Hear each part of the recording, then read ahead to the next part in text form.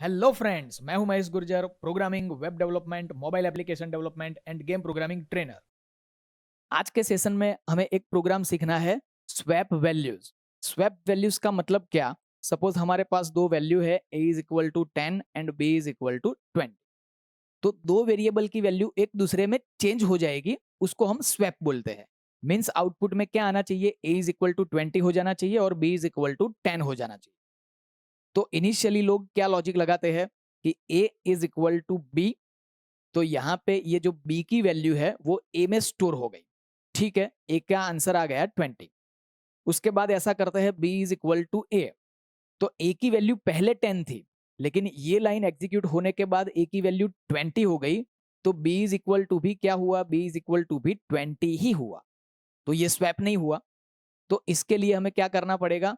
Logic set करने के लिए हमें एक और वेरिएबल की जरूरत पड़ेगी। तो क्या करते हैं हम? c is equal to a की वैल्यू को चेंज करने से पहले उसको एक थर्ड वेरिएबल में स्टोर करा देते हैं। तो c is equal to a करा दिया, तो c इज इक्वल टू 10 हो गया। उसके बाद a is equal to b, तो b की वैल्यू a में स्टोर हो गई, तो a इज इक्वल टू 20 हो गया। लेकिन a की जो ओल्ड वैल्यू थी वो अभी भी हमारे पास है c वेरिएबल के अंदर, तो वो वैल्यू हम b में स्टोर करेंगे। तो b is equal to a ऐसा नहीं करेंगे, a की ओल्ड वैल्यू कहाँ पे है? c के अंदर, तो b is equal to c करेंगे, तो यहाँ पे b के अंदर वैल्यू स्टोर हो जाएगी 10। तो ये लॉजिक से हमारे a और b वेरिएबल की वैल्यू एक दूसरे में चेंज हो गई है। तो आइए इसका प्रैक्टिकल करते हैं। Start, file, DOS shell, mount D drive, exit, new, hash, include stdio.h, main function, curly bracket, start stops, clear screen, save, d drive, courses, c folder, plus plus and star की जगह पे हम ले लेते हैं swap, swap 1। तो swap करने के लिए दो वेरिएबल की रिक्वायरमेंट है, a एंड b, एंड एक थर्ड वेरिएबल की भी रिक्वायरमेंट है, जिसको हम टेम्पररी वेरिएबल भी बोल सकते हैं, टेम्प, या तो हम नाम ले लेते हैं c, कुछ भी लेते हैं। मैं ले लेता हूं टेम्प। चलो, a is equal to 10, b is equal to 20। अब क्या करना है? a की वैल्यू को चेंज करने से पहले टेम्प में डाल देते हैं, तो temp is equal to a is equal to b and b is equal to temp.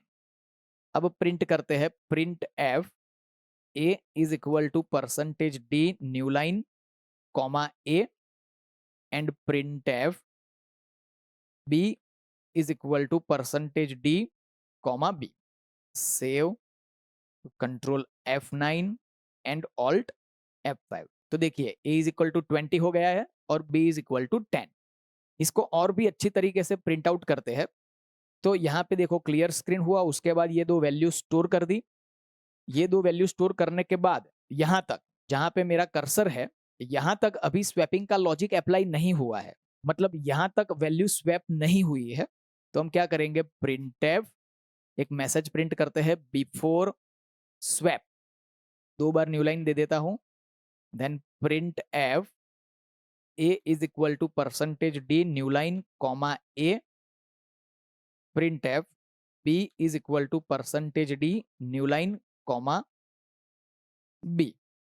तो बिफोर स्वैप यहाँ पे ए की वैल्यू 10 प्रिंट होगी, बी की वैल्यू 20 प्रिंट होगी। उसके बाद यहाँ पे स्वैपिंग का लॉजिक अप्लाई हुआ, एंड देन यहाँ पे एक और मैसेज प्रिंट करते हैं, प्रिंट एफ, एक न्यू लाइन दे देता हूं, बिफोर सॉरी आफ्टर स्वैप।